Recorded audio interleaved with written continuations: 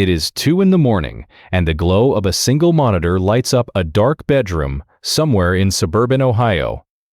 A 23-year-old college student leans forward in his chair, eyes locked on a virtual girl with pastel pink hair, singing a Japanese pop song through a motion-captured avatar. He smiles, types a message, and hits the super chat button, sending $100 straight to her stream. A cascade of colorful text and hearts floods the chat, and for one brief shining moment, he feels like he is part of something magical. But here is what he does not know. Of that $100, roughly 30% disappears immediately because YouTube takes its platform cut before anyone else touches the money.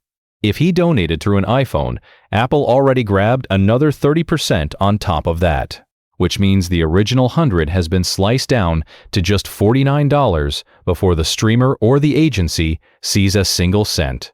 Now the talent agency steps in and takes approximately half of whatever remains, leaving the actual human being behind the avatar with somewhere between $24 and $35 out of that original $100 donation. That is not a glitch in the system. That is the system, and today I am going to tear it apart piece by piece so you can see exactly how it works. Welcome to the $3.13 billion VTuber economy of 2026. A world where fans pour real money into virtual characters, and almost none of it reaches the person they think they are supporting. By the end of this video, you will never look at that super chat button the same way again. Let me start with a number that frames everything.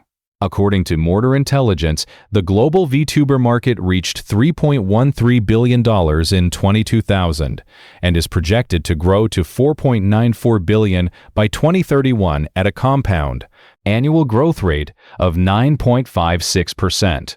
SkyQuest paints an even more aggressive picture, estimating the market could balloon to $13.62 billion by 2033 with a growth rate above 20%. But here is the question nobody in these reports is asking: where is this money actually going? A landmark study published at the ACM Chi conference in 2000 analyzed over 1 million hours of live streams from 1923 VTubers, spanning 6 years of data. The average monthly income across all those creators was $2,667, which sounds reasonable until you look at the median. The median monthly income was $127. Let that sink in for a moment.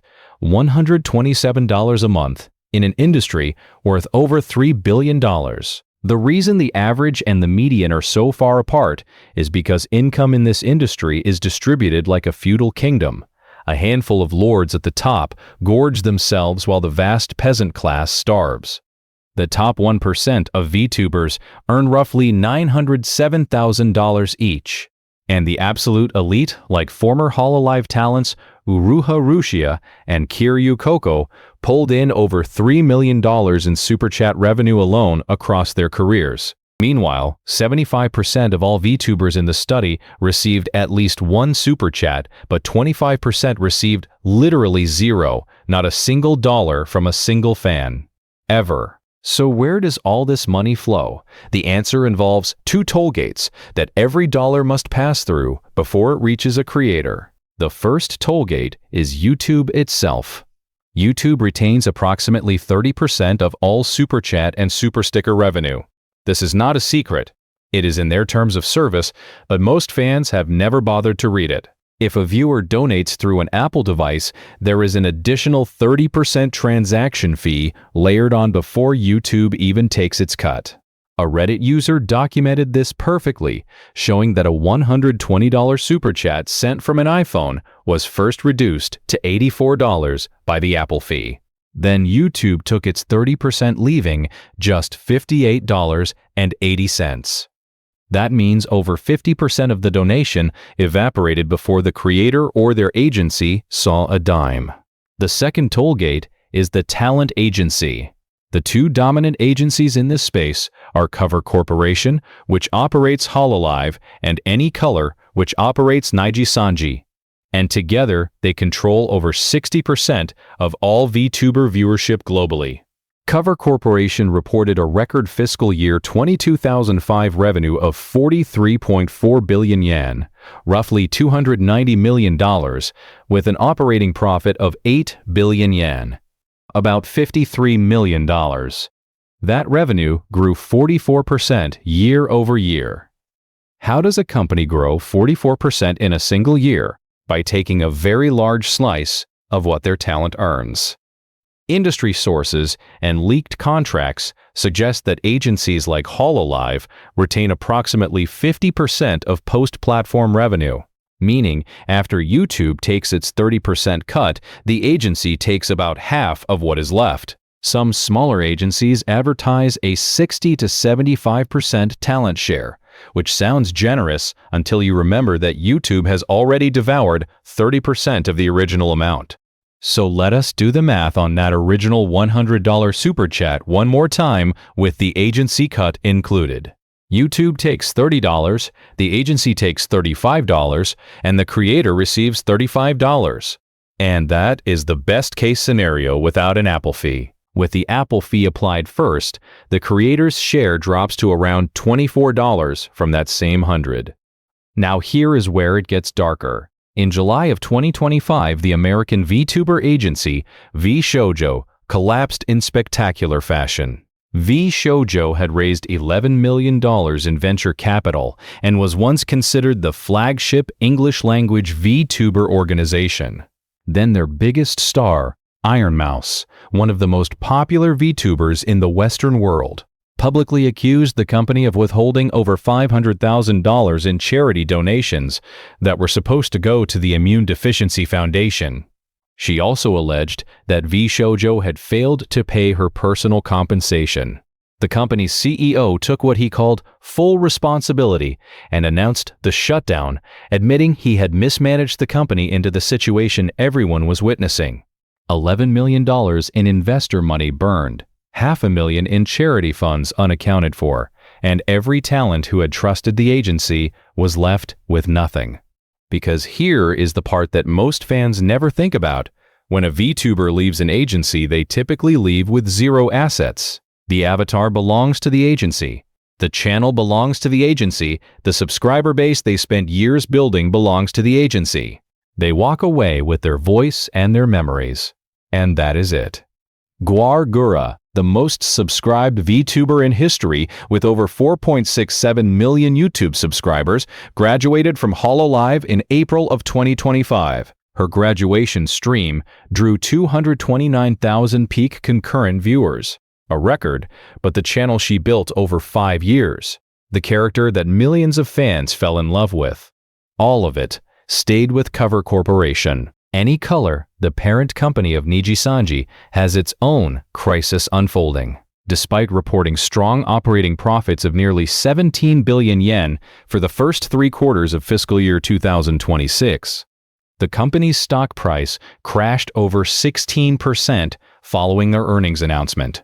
Multiple talents have departed the Nijisanji English branch under controversial circumstances, including terminations that sparked massive fan backlash.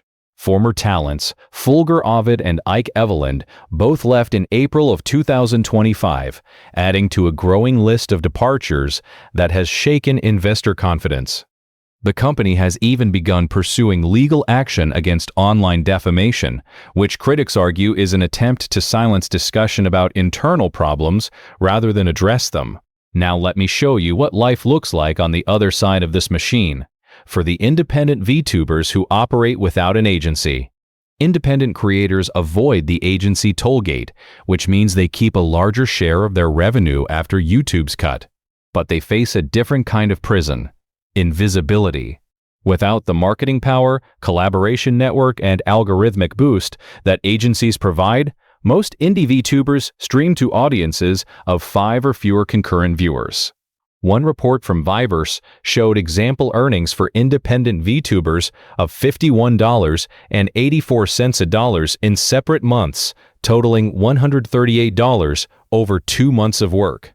Reddit communities are filled with small VTubers describing 12-hour streaming days that yield less than minimum wage, platform cuts that consume half their meager earnings, and an oversaturated market where thousands of new avatars debut every month competing for the same finite pool of viewer attention.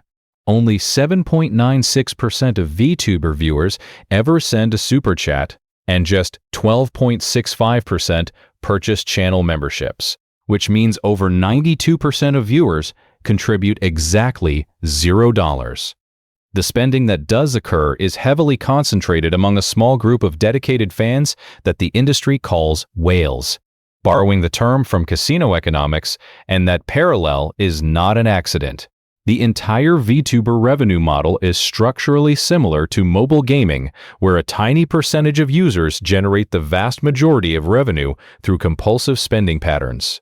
So we have a $3 billion industry built on a foundation where the median creator earns $127 a month. Two mega corporations control 60% of viewership. Platform fees devour 30 to 50% of donations. Before creators see them, agencies claim another 50% of what survives. Independent creators are invisible. And the one major Western agency that tried to compete burned $11 million and stole charity money on its way out the door. If this were any other industry, if this were a franchise model or a gig economy platform or a multi-level marketing operation, consumer advocates would be screaming. But because the product is cute anime girls singing songs and the currency is called super chat instead of a fee, nobody is paying attention. I want to leave you with one thought. The next time you are about to send a $100 super chat, ask yourself this. Would you still send it if you knew that only $24 would reach the person you are trying to support? If the answer is no, then maybe the support button is not really a support button at all. Maybe it is a toll booth dressed up in hearts and confetti. There are better ways to support creators you love. Direct tip jars like Streamlabs, merchandise purchases where creators set their own margins, or simply sharing their content so they can grow beyond the system that is bleeding them dry. The $3 billion VTuber economy is real, the money is real, but where it ends up is nothing like what most fans imagine. Thank you for watching, and if this video opened your eyes, I would appreciate it if you hit the subscribe button, not because I get a super chat cut from it, but because the more people understand this machine, the harder it becomes for it to operate in the dark. I will see you in the next one.